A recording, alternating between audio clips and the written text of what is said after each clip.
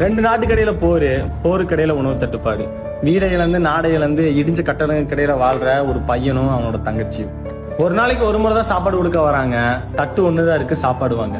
ஒரு தட்டுல வாங்கின சாப்பாடு 2 பேர் பாதி சாப்பிட, இன்னொரு தட்டு எச்சா கிடைச்சுங்க. தங்கச்சிக்கு சாப்பாடு கொஞ்சம் சேர்த்து கிடைக்குமே நம்ம ஆசைப்பட தினமும் தேடுறான் ஒரு தட்டை.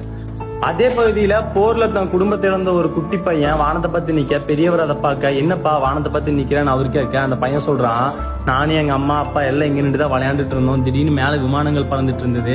அதுல இருந்து ஏதோ ஒண்ணு கீழே விழுக நான் மயங்கி எழுந்து பாக்குறேன், நான் மட்டும் தனியா நிக்கிறேன். எங்க அம்மா அப்பாவை காணோம். மேல இருந்து வந்த விமானத்துல எங்க அம்மா அப்பா போயிட்டாங்க போல. நான் ஏறிட்டேன்னு நினைச்சேன். ஆனா நான் ஏறவே இல்லை.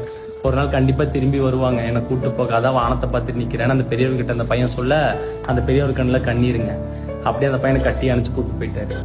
ஒரு பக்கம் அம்மா அப்பா வந்து கூட்டு போயிருவாங்கன்னு வானத்தையே பார்த்துட்டு இருக்கிற குட்டி பையன், இன்னொரு பக்கம் இன்னொரு தட்டு எச்சா கிடைச்சுன்னா தங்கச்சிக்கு சோறு அதிகமாக வாங்கி கொடுத்துருவேன்னு நினைக்கிற அந்த சின்ன பையன்.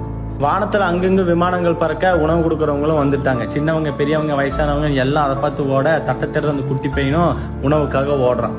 போர்ல தன் பெத்தவங்களை இழந்த அந்த குட்டி பையன் இடையில வந்து நின்று அவன் தட்டை இவன் கையில கொடுத்து, நான் எங்க அம்மாட்ட போறதுக்கான நேரம் வந்தாச்சு, நீ தட்டி எனக்கு தேவையில்லைன்னு வச்சுக்கோன்னு அந்த சின்ன பையன் கொடுக்க, அந்த தங்கச்சிக்கு ஒரு தட்டு கிடைச்சிருக்கேன்னு சந்தோஷத்துல அந்த குட்டி பையன் அந்த தட்டை வாங்கி சந்தோஷமா போறாங்க.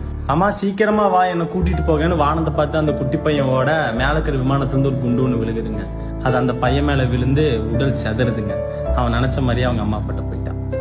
இன்னொரு பக்கம் 2 தட்டுல சோறை வாங்கி தங்கச்சி கொடுக்கலான்னு வீட்டை பார்த்து ஓட, தங்கச்சி இருக்கிற இடிஞ்ச கட்டடத்துக்கு இடையில வெடிகுண்டு விழுகுதுங்க. 2 தட்டுல இருக்கிற சோறை கீழே போட்டு தங்கச்சி அழுகிற சத்தம் கேட்டு உள்ள போனா தங்கச்சி உயிர் மிச்சம் கொஞ்சம் தாங்க இருக்கு.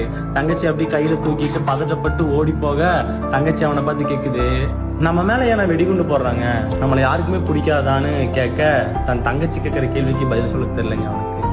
கையில தூக்கிட்டு கொஞ்சம் தூரம் போக தன் தங்கச்சி அங்கேயே இறந்துட்டான். இடிஞ்ச சுவர்ல எழுதுறான், இந்த உலகம் அழகானதுன்னு எங்க அம்மா சொன்னாங்க. எங்க அம்மா சொன்னது உண்மைதான், இந்த உலகம் அழகானது, ஆனா இந்த மனுஷங்க தான் மோசம். என் தங்கச்சி போட்ட விதையில செடி முளைச்சுது, நீங்க போட்ட குண்டுல அது அழிஞ்சுது. செடி மட்டும் இல்லை, வளரும் நாங்களும் தான்.